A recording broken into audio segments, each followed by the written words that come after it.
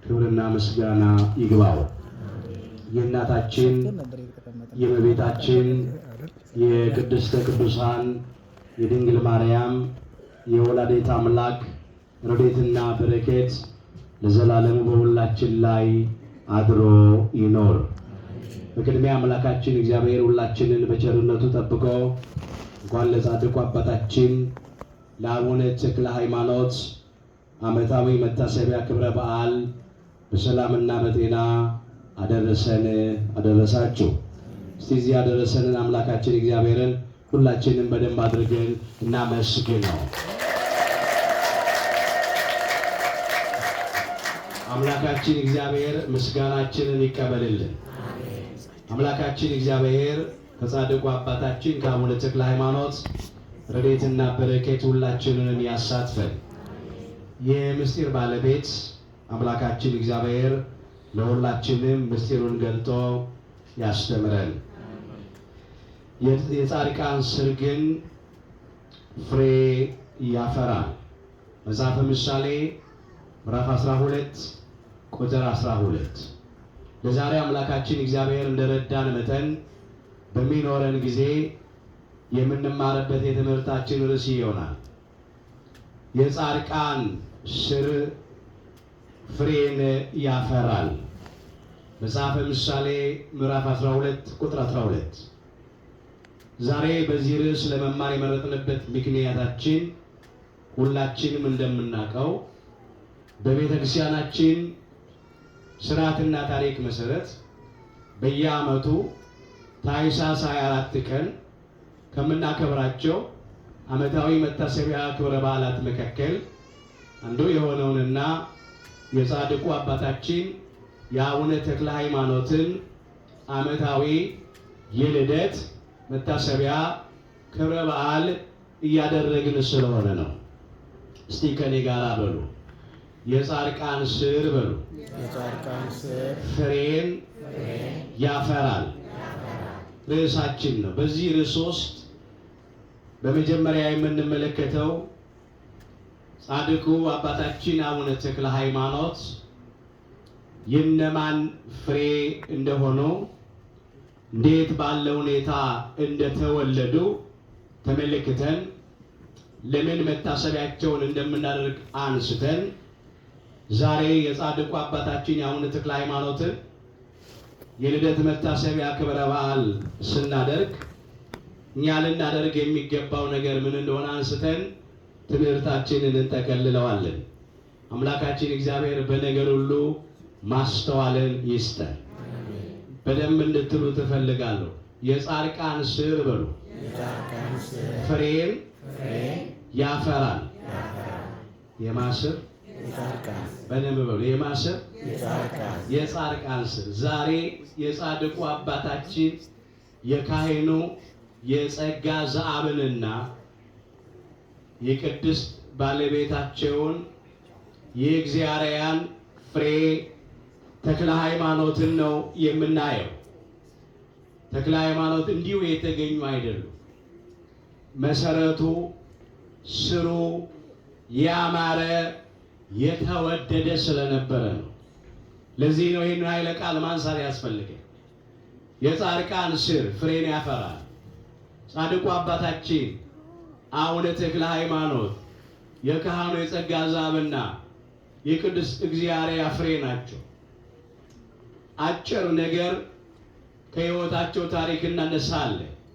አበው ነገር ከስሩ ውሃ ከጥሩ ይላሉና ካህኑ ጸጋ ዘአብና ቅድስት እግዚአብሔር ሃይማኖታቸውን አጽንተው ምግባራቸውን አቅንተው በቅዱስ ጋብቻ በንጹህ መኝታ ይኖሩ ነበር። መጋባት በሁሉ ዘንድ ክቡር መኝታውም ንጹህ ይሁን ይላል ቅዱስ ጳውሎስ በዕብራውያን መልእክቱ ምዕራፍ 13 ቁጥር 4 ላይ መጋባት በሁሉ ዘንድ ክቡር ይሆናል። ጋብቻ ክቡር የሚሆነው በፈቃደ እግዚአብሔር በምክረ ካህን በጸሎተ ተክሊል በአምላክ ቅዱስ ሥጋና ክቡር ደም ሲሆን ነው። መኝታውም ንጹህ ይሆናል። መኝታውን ንጹህ የሚያደርገው የቃል ኪዳኑ መጠበቅና መከበር ነው። ባል የቃል ኪዳን ሚስቱን ካላታለለ፣ ሚስት የቃል ኪዳን ባሏን ካላታለለች፣ አንድ ወንድ ለአንዲት ሴት ብቻ፣ አንዲት ሴት ለአንድ ወንድ ብቻ ከሆነ ያን ጊዜ መኝታው ንጹሕ ነው። ካህኑ የጸጋ ዛብና የቅድስት እግዚአብሔር ጋብቻ የከበረ ነበር። መኝታቸው ንጹሕ ነበረ። ነገር ግን ልጅ አልነበራቸው። ስለዚህ እግዚአብሔር ልጅ እንዲሰጣቸው እግዚአብሔርን ለመኑት። አምላካችን እግዚአብሔር እንዲህ ብሏል፣ ለምኑ ይሰጣችሁማል፣ ፈልጉ ታገኙማላችሁ፣ መዝጊያን አንኳኩ ይከፈትላችሁማል። የሚለምነው ሁሉ ይቀበላልና፣ የሚፈልግ ሁሉ ያገኛልና፣ መዝጊያ ለሚያንኳኳ ሁሉ ይከፈትለታል ተብሎ በማቴዎስ ወንጌል ምዕራፍ 7 ቁጥር 7 ላይ ተመዝግቧል። ስለዚህ ካህኑ ጸጋ ዛብና ቅድስት እግዚአብሔር ወደ እግዚአብሔር ለመኑ፣ ጸለዩ።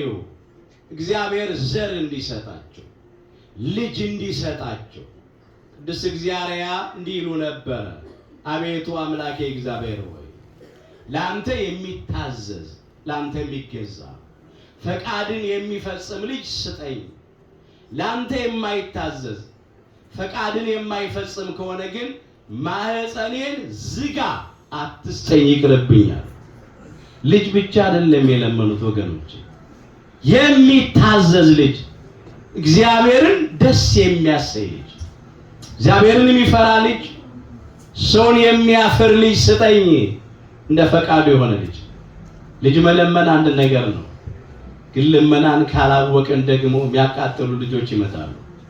ዛሬ እንደምናየው ማለት ነው። እና እንደ ቤተሰብ ውስጥ የሚያቃጥሉ ልጆች አሉ። አቃጠልከኝ አቃጥልህ፣ አንገበገብከኝ አንገብግብህ፣ ወልደህየው ወልደሽየው ይላሉ እኮ ወላጆች። ምን ነው አንተን የወለድኩለት ውሃ ሆነ በቀረ ኖሮ ቢሉ አሉ። እንደ ቤተሰብ ብቻ አይደለም እንደ ሀገርም የሚያቃጥሉ ልጆች አሉ። ከየት የመጡ መሰላችሁ? ያው እኮ ከወላጆቻችን አብራክ ተከፍለው በእናቶቻችን ማህፀን ተጸንሰው ነው የተወለዱት። ሌላ ታሪክ የለም። ግን ልመና ማወቅ ያስፈልጋል። ጸጋ ዛብና እግዚአብሔርን ለመኑ። አምላካችን እግዚአብሔርም ጸሎታቸውን ሰማ፣ የልቡናቸውን መሻት ፈጸመላቸው። እስቲ በሉ አምናችሁ በሉ። በጸሎት የምትለምኑትን ሁሉ ትቀበላላችሁ። የማቴዎስ ወንጌል ምዕራፍ 21 ቁጥር 22። አምናችሁ በጸሎት የምትለምኑትን ሁሉ ትቀበላላችሁ። እንደ ፈቃዱ ከለመንን ልባችን ሳይከፈል ሳንጠራጠር በፍጹም ልብ አምነን ከለመንን እግዚአብሔር ይሰጠናል። ያውም አምላካችን እግዚአብሔር የሚሰጠን የለመነውን ብቻ አይደለም፣ ከለመነው በላይ ይሰጠናል። የምናስበውን ብቻ አይደለም፣ ከምናስበው ሁሉ ይልቅ እጅግ አብልጦ የሚሰጥ አምላክ ነው። ማንም በእግዚአብሔር አምኖ አፍሮ አያውቅም። ማንም ከእግዚአብሔር ለምኖ ሳይቀበል የቀረ ሰው የለም። ለመኑ፣ እግዚአብሔርም ሰጣቸው። በመጋቢት 24 ቀን ጻድቁ አባታችን አቡነ ተክለ ሃይማኖት ከአባታቸው ከካህኑ ከጸጋ ዛብ አብራክ ተከፍለው በእናታቸው በቅድስት እግዚአብሔር ማህፀን ተጸነሱ። ጥንተ ጽንሰታቸው መጋቢት 24 ቀን። ከዚያ በእግዚአብሔር ፈቃድ 9 ወር ከ5 ቀን በኋላ በታኅሳስ 24 ቀን ጻድቁ አባታችን አቡነ ተክለ ሃይማኖት ተወለዱ። ደስ ይበላችሁ፣ እግዚአብሔርን አመስግኑ። ወብዙሃን ይትፌስሑ በልደቱ ይላል። እስቲ በሉ በመወለዱም በሉ ብዙዎች ደስ ይላቸዋል። የሉቃስ ወንጌል ምዕራፍ 1 ቁጥር 14። ይሄ ቃል የተነገረው ስለ መጥምቀ መለኮት ስለ ቅዱስ ዮሐንስ ነው። ሊቀ መላእክት ቅዱስ ገብርኤል ለካህኑ ለዘካርያስ የምስራቹን ሲነግረው የተናገረው ቃል ነው። ወብዙሃን ይትፌስሑ በልደቱ አለ። በመወለዱም ብዙዎች ደስ ይላቸዋል። ለጊዜው ካህኑ ዘካርያስና ቅድስት ኤልሳቤጥ ተደስተዋል በመጥምቀ መለኮት በቅዱስ ዮሐንስ መወለድ። ዘመዶቻቸው ጎረቤቶቻቸው ሁሉ ተደስተዋል። ኋላም በዚያ ዘመን የነበሩ የሰው ልጆች ቤተ እስራኤል ተደስተዋል። ለምን? የጌታ መንገድ ጠራጊ ስለሆነ፣ የአዋጅ ነጋሪ ቃል ስለሆነ፣ ብዙዎችን ከአምልኮተ ጣዖት ወደ አምልኮተ እግዚአብሔር፣ ከገቢረ ኃጢአት ወደ ገቢረ ጽድቅ የሚመልስ ስለሆነ፣ ስለ ብዙዎች መዳን ምክንያት የሚሆን መጥምቀ መለኮት ስለሆነ በመወለዱ ብዙዎች ደስ ይላቸዋል ነው የተባለው። ዛሬም በካህኑ በጻድቁ በአቡነ ተክለ ሃይማኖት መወለድ እኛም ደስ ብሎናል። ደስ ይበላችሁ። ለብዙ ሰው መዳን ምክንያት ስለሆኑ ክብር ምስጋና ለአምላካችን ለእግዚአብሔር ይሁን። እግዚአብሔርን አመስግኑ። በመወለዱ ብዙዎች ደስ ይላቸዋል ነው የሚለው። የጻድቁ የአባታችን የአቡነ ተክለ ሃይማኖት ልደታቸው ብዙዎቻችንን ደስ አሰኝቶናል። ለምን? ለብዙዎች የደስታ ምክንያት ስለሆኑ ማለት ነው። ለብዙዎች የመዳን ምክንያት ስለሆኑ ማለት ነው። ልጆች የእግዚአብሔር ስጦታዎች ናቸው። የሆድም ፍሬ የእርሱ ዋጋ ነው ተብሎ ተጽፏል። በዚህ በመዝሙር 126 ቁጥር 3 ላይ ልጆች የእግዚአብሔር ስጦታዎች ናቸው፣ የሆድም ፍሬ የእርሱ ዋጋ ነው ነው የሚለው። ስለዚህ ለካህኑ ለጸጋ ዛብና ለቅድስት እግዚአርያ ጻድቁ አባታችን አቡነ ተክለ ሃይማኖትን የሰጣቸው አምላካችን እግዚአብሔር ነው። ምንድን ያልነው? የጻድቃን ስር ፍሬን ያፈራል።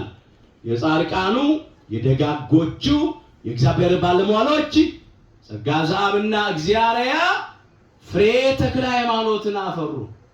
መልካም ዛፍ መልካም ፍሬ ያፈራልና መልካም ዛፎች ስለሆኑ መልካም ፍሬ ተክለ ሃይማኖትን አፈሩ። የመልካም ዛፍ ውጤት ነው። ዛፉ መልካም ካልሆነ ፍሬው መልካም አይሆንም በፍጹም። መራራ ወይም ክፉ ዛፍ መልካም ፍሬ ጣፋጭ ፍሬ ሊያፈራ አይችልም። ፍሬውን የሚወስነው ዛፉ ነው፣ ስሩ ነው።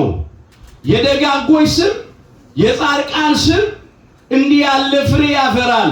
ተክለ ሃይማኖት በተወለዱ በሦስተኛው ቀን እግዚአብሔርን አመሰገኑ እንዲህ ብለው አሐዱ አብ ቅዱስ፣ አሐዱ ወልድ ቅዱስ፣ አሐዱ ውእቱ መንፈስ ቅዱስ ብለው አመሰገኑ። የሚገርም ነው። እናታቸው ቅድስት እግዚአርያ ይህን ሲሰሙ እንዲህ አሉ፣ እንዴ አንተ አንድ ፍሬ የሶስት ቀን ልጅ ይህን ኬታ መጣኸው? ይሄ አባትህ የካህኑ የጸጋ ዛብ ስራና አገልግሎት ነው። እንዴት አንደበት ተከፍቶ ይሄንን ልትል ቻልክ? ብለው ተገረሙ። ይህንን ምስጋና እንዲያመሰግኑ ያደረጋቸው ያደረባቸው እግዚአብሔር መንፈስ ቅዱስ ነው። ወይመልህ ላሌሁ መንፈስ ቅዱስ እምከርሰ እሙ ይላል። እስቲ በሉ ከኔ ጋር ገና በሉ። ገና በእናቱ ማኅፀን ሳለ መንፈስ ቅዱስ ይሞላበታል። የሉቃስ ወንጌል ምዕራፍ 1 ቁጥር 15። ይህም የተነገረው ስለ መጥምቀ መለኮት ስለ ቅዱስ ዮሐንስ ነው። ገና በእናቱ ማኅፀን ሳለ መንፈስ ቅዱስ ይሞላበታል ስለተባለ የ6 ወሩ ጽንስ መጥምቀ መለኮት ቅዱስ ዮሐንስ ገና በእናቱ ማኅፀን ሳለ የቅድስተ ቅዱሳን የድንግል ማርያምን የሰላምታዋን ድምፅ ሰምቶ በደስታ ዘሏል፣ ሰግዷል። አንድ ነገር እናንሳ። በዚህ በሉቃስ ወንጌል ምዕራፍ 1 ቁጥር 39 ጀምሮ የተመዘገበ ታሪክ አለ። ቅድስተ ቅዱሳን ድንግል ማርያም አካላዊ ቃል እግዚአብሔር ወልድን በመልአኩ በቅዱስ ገብርኤል ብስራት ያለ ወንድ ዘር በረቀቀ በመንፈስ ቅዱስ ጥበብ በድንግልና ከጸነሰች በኋላ ወደ ተራራማው አገር ወደ ካህን ወደ ዘካርያስና ወደ ቅድስት ኤልሳቤጥ ቤት ወጣች ይላል። ስለ ሶስት ነገር ትወጣለች። በመጀመሪያ ካህኑ ዘካርያስ ታሟል፣ ዲዳ ሆኖ ነበር። የምስራቹን አሁን ባለመቀበሉ ልትጠይቀው እግዚአብሔር ይማረ ልትለው ትሄዳለች። ሁለተኛ ቅድስት ኤልሳቤጥ ጸንሳለች። ተጸነሰች 6 ወር ሆኗታል። እንኳን እግዚአብሔር ለዚህ ክብር አበቃሽ፣ እንኳን እግዚአብሔር ታሪክሽን ለወጠ፣ እንኳን እግዚአብሔር አሰበሽ ልትላት ትሄዳለች። ሶስተኛ እነሆ በቅድስት ኤልሳቤጥ አንደበት የምትመሰገን ናትና የ6 ወር ጽንስ መጥምቀ መለኮት ቅዱስ ዮሐንስም ድምጿን ሰምቶ በደስታ የሚሰግድ የሚያመሰግናት ነውና ስለዚህ ትሄዳለች። ሄዳ በቤታችን ቅድስት ኤልሳቤጥን ሰላም ላንቺ ይሁን ባለቻት ጊዜ ይላል በኤልሳቤጥ ያደረው የ6 ወር ጽንስ መጥምቀ መለኮት ቅዱስ ዮሐንስ አንፈራጸ እጓል በውስተ ከርሳ ይላል። በማህፀኗ አድሮ የነበረው ጽንስ በደስታ ዘለለ ነው የሚለው። ወመላ መንፈስ ቅዱስ ላዕለ ኤልሳቤጥ ይላል። በኤልሳቤጥም መንፈስ ቅዱስ ሞላባት፣ አደረባት። ተለይቷት ያውቃልን ቢሉ ተለይቷት የሚያውቁን አይደለም። ያደረባት መንፈስ ቅዱስ ስራ አሰራት፣ ምስክርነት አሰጣት ሲል ነው በሉቃስ ወንጌል ምዕራፍ 1 ቁጥር 41 ጀምሮ ይሄን ተመልከቱ። ወከላት በአብይ ቃል ወትቤ ይላል። በታላቅ ድምፅ ጮኻ አሰምታ ተናገረች። ምን አለች? ቡርክት አንቲ እምአንስት ወቡሩክ ፍሬ ከርሥኪ አለች። አንቺ ከሴቶች ተለይተሽ የተባረክሽ ነሽ፣ መርገመ ሥጋ መርገመ ነፍስ የሌለብሽ፣ በረከተ ሥጋ በረከተ ነፍስን እያማለሽ የምታሰጪ ነሽ። የማኅፀንሽም ፍሬ ቡሩክ ነው፣ መርገመ ሥጋ መርገመ ነፍስ የሌለበት፣ በረከተ ሥጋ በረከተ ነፍስ የሚያድል ነው ብላ መሰከረች። ገና ያን ጊዜ እመቤታችን ጌታችንን የጸነሰችበት ዕለት ነው። ጌታችን የዕለት ጽንስ ነው።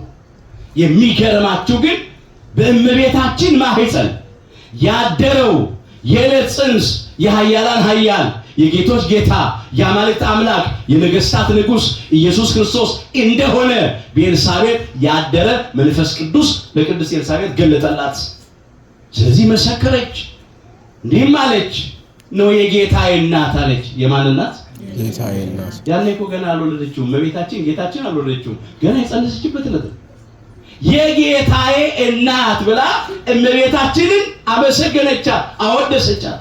ወደ እኔ ትመጣ ዘንድ እንዴት ይሆንልኛል? አይገባኝም ነው የሰላምታሽ ድምፅ በጆሮዬ በመጣ ወይም በገባ ጊዜ አለች።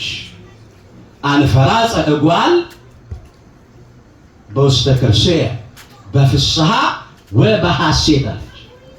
በማህፀኔ ያደረው ጽንስ በደስታና በሐሴት ዘለላለች። ይህን ቅዱሳን ሐዋርያት በሲኖዶሳቸው ሰገደ ብለው ወስዶታል። ሰገደ። ቅዱስ ያሬድም ሰገደ ብሎ አንስቶታል። የ6 ወር ጽንስ መጥምቀ መለኮት ቅዱስ ዮሐንስ በእናቱ በቅድስት ኤልሳቤጥ ማህፀን ሆኖ ለዕለት ጽንስ በእመቤታችን በቅድስተ ቅዱሳን በድንግል ማርያም ማህፀን አድሮ ለነበረው ለዕለት ጽንስ ለአምላካችን ለጌታችን ለመድኃኒታችን ለኢየሱስ ክርስቶስ የአምልኮት ስግደት ሰገደ።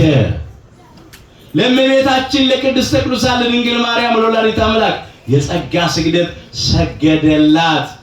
ድምጿን ሲሰማ ደስ አለው።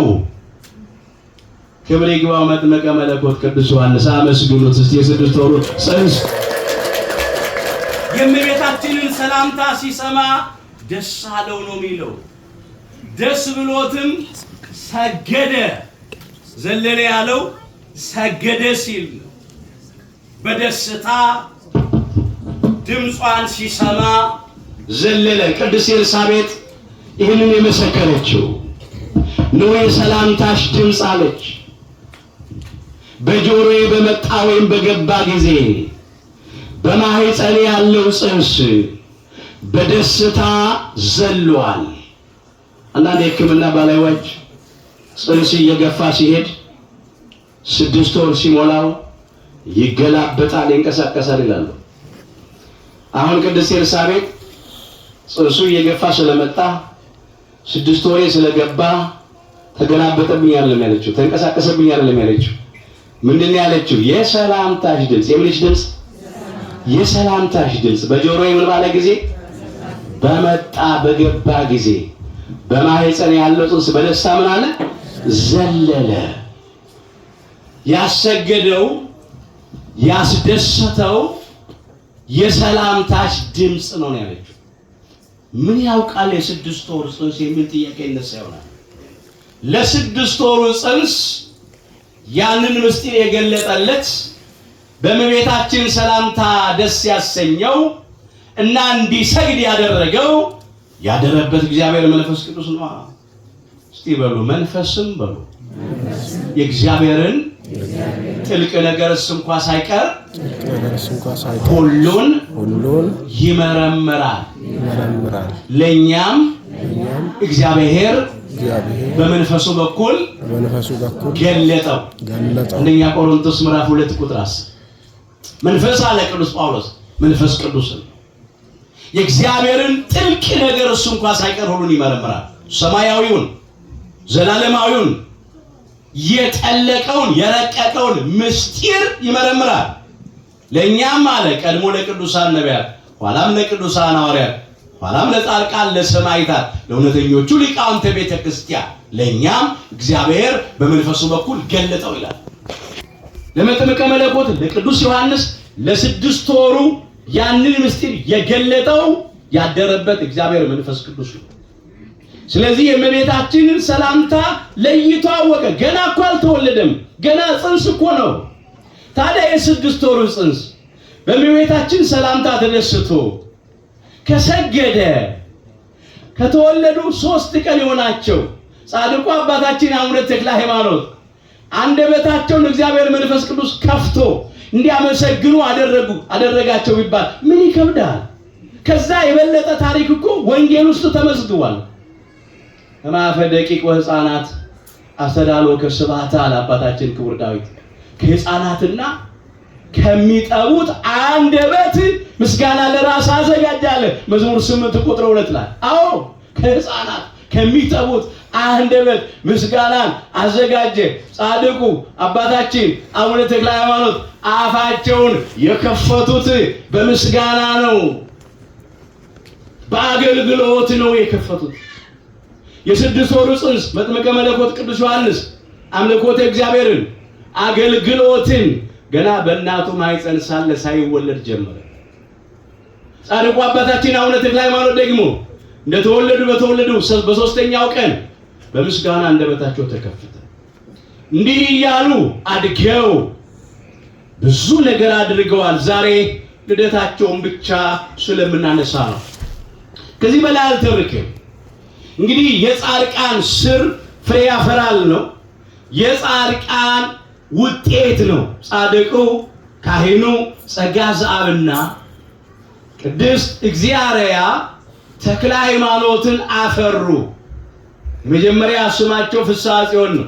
የጽዮን ደስታ ማለት ነው። የጽዮን የቤተ ክርስቲያን ደስታ ማለት ነው።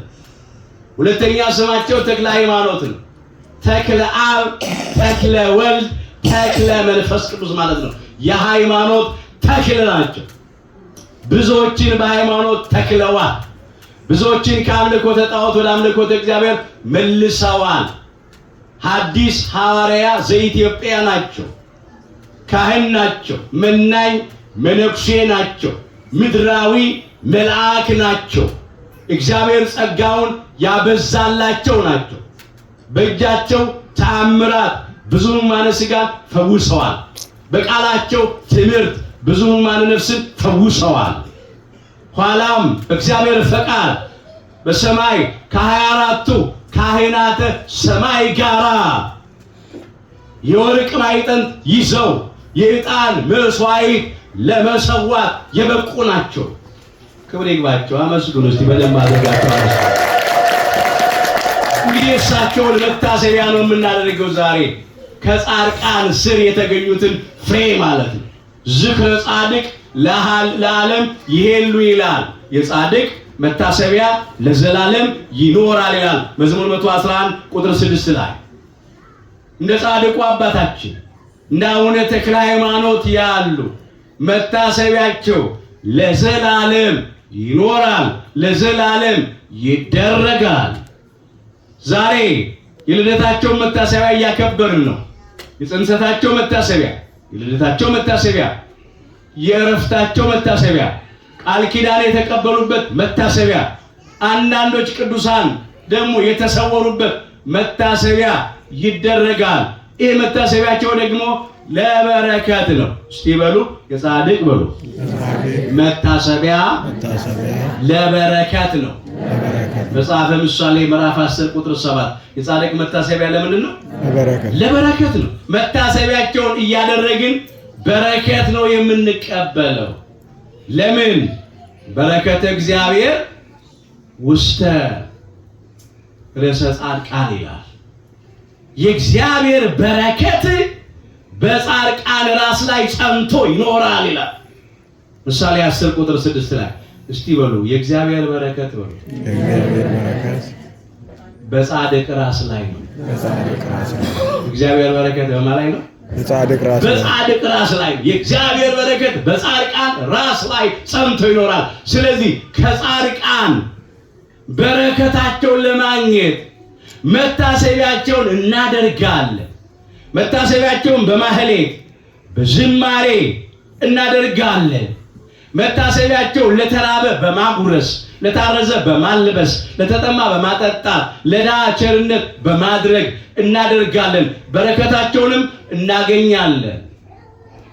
ዘተወክፈ ጻድቀ በስመ ጻድቅ አስበ ጻድቅ ይነስህ ያለው አምላካችን ጌታችን መድኃኒታችን ኢየሱስ ክርስቶስ በመዋዕለ ስብከቱ ጻድቅን በጻድቅ ስም የሚቀበል የጻድቁን ዋጋ ይወስዳል ይላል የማቴዎስ ወንጌል ምዕራፍ 10 ቁጥር 41 ላይ። ጻድቅን እንደ አቡነ ተክለ ሃይማኖት ያለው በጻድቁ ስም የሚቀበል የጻድቁን ዋጋ ይወስዳል። በጻድቁ አባታችን በአቡነ ተክለ ሃይማኖት ስም ለተራበ ያጎረሰ፣ ለታረዘ ያለበሰ፣ ለተጠማ ያጠጣ፣ ለድሃ ቸርነት ያደረገ፣ በቃል ኪዳናቸው የተማመነ የጻድቁ አባታችን የአቡነ ተክለ ሃይማኖትን ዋጋ ይወስዳል።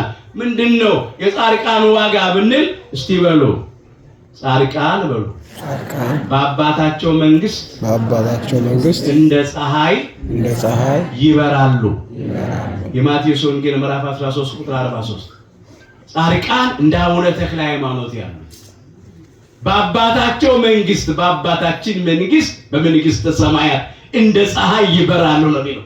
የጻድቃን ዋጋ ከገቡ መውጣት ካገኙ ማጣት የሌለባት በሰው ዓይን ያልታየች በሰው ልብ ያልታሰበች በሰው ጆሮ ያልተሰማች እግዚአብሔር ወዳጆቹ ያዘጋጃት ርስተ መንግስተ ሰማያት ናት። እግዚአብሔር አምላካችን በቸርነቱ ሁላችንን ለመንግስቱ ክብር ያብቃል። አሜን። ይህንን ነው የምናደርገው። ወንጌል ነው። አናፍርም። በሰው ዓይን ያልታየች በሰው ልብ ያልታሰበች በሰው ጆሮ ያልተሰማች እግዚአብሔር ወዳጆቹ ያዘጋጃት ብሎ ቅዱስ ጳውሎስ በአንደኛ ቆሮንቶስ ምዕራፍ 2 ቁጥር 9 ላይ ስለዚህ ርስ መዝግቧል። ገና አልተገለጠችም አልታየችምና በሰው ዓይን ያልታየቻል። ከቋንቋ በላይ ናት። በንግግር መግለጥ ከባድ ነው ክብሯንና በሰው ጆሮ ያልተሰማቻል። ደግሞ ከሐሳብም በላይ ናት። ክብሯ ታላቅ ስለሆነ እነሆ በሰው ልብ ያልታሰበች ብሎ አመጣት። እግዚአብሔር ለወዳጆቹ ያዘጋጃት ርስተ መንግስተ ሰማያት ናት። የጻድቃን ዋጋቸው መንግስተ ሰማያት ናት። የብርሃን መጎናጸፊያ ተጎናጽፈው የሕይወት አክሊል ተቀዳጅተው በክብር ዙፋን ላይ ከእግዚአብሔር ጋር ለዘላለም በክብር ይኖራሉ። እኛንም በቸርነቱ ለዚህ ክብር ያብቃል። አሜን። የጻድቃኑን መታሰቢያ እያደረግን እንድንኖር በቸርነቱ ይርዳን። አሜን። የጻድቃን ስር ፍሬ ያፈራል። አሁንም ልጅ ያጣችሁ ካላችሁ እግዚአብሔር ልጅ ይሰጣል። ካህኑ ለጸጋ ዛብና ለቅድስት እግዚአብሔር ፍሬ ሰጥቷል። ያማረ ፍሬ ተክለ ሃይማኖት፣ የተወደደ ልጅ ተክለ ሃይማኖት፣ ለብዙ ሰው መዳን ምክንያት የሆነ ተክለ ሃይማኖትን ሰጥቷል። ስለዚህ ይሰጣቸዋል። ሃይማኖት ማጽናት ነው። ምግባር ማቅናት ነው። እግዚአብሔርን ተስፋ ማድረግ ነው። አንዳንድ ጊዜ በሰውኛው አይቻልም ተብሎ ይሆናል። ሰው ሲጨርስ ግን እግዚአብሔር መስራት ይጀምራል። የኛ አምላክ ሲነሳ የዘገየ ቢመስል ሲደርስ የሚቀድመው የለም። የእግዚአብሔርን ጊዜ በትዕግስት መጠበቅ ነው። እግዚአብሔር ይሰጣል። ዛሬም ልጅ አጣችሁ የምትቸገሩ ለጸጋ ዛብና ለእግዚአብሔር ተክለ ሃይማኖትን እንደሰጠ ለእናንተም የተወደደ ያማረ ልጅ ይስጣችሁ። ልጆች ወልዳችሁ ደግሞ ልጆቻችሁ የሚያቆስሏችሁ የሚያቃጥሏችሁ ወይ በጥርጥር በክህደት የጠፉ ወይ በኃጢአት በበደል የረከሱ የሚያሳዝኗችሁ ደስታ ያጣችሁባቸው ያላችሁ ደግሞ ለልጆቻችሁ ልብ ይስጥላችሁ። እግዚአብሔርን መለመን ነው። እግዚአብሔር ታሪክ ይለውጣል፣ ነገር ይገለብጣል። ያንን ማሰብ ያስፈልጋል። የመጀመሪያው ነገር ይሄ ነው። በእውነት አምላካችን እግዚአብሔር የጻድቁን በረከት ረድኤት ጸጋ ለዘላለም በሁላችን ላይ ያሳድርብን። አሜን። የጻድቃን ስር ግን ፍሬ ያፈራል። ምሳሌ 12 ቁጥር 12። ሌላ አንድ ነገር ጠቁሜያችሁ ልለፍ፣ እንደው ከመጣው ዝም ብዬ እንዳልሄድ ብዬ ነው። በሁለት ነገር ልቤ ተከፍሏል። አንደኛው በደስታ ነው፣ ሁለተኛው ደግሞ በሐዘን። ያስደሰተኝ ነገር አለ፣ ያሳዘነኝ ነገር አለ። ያስደሰተኝ ነገር ምንድነው? ከደስታ መጀመር ይሻላል መሰለኝ። አይሻልም? ይሻላል። ያስደሰተኝ ነገር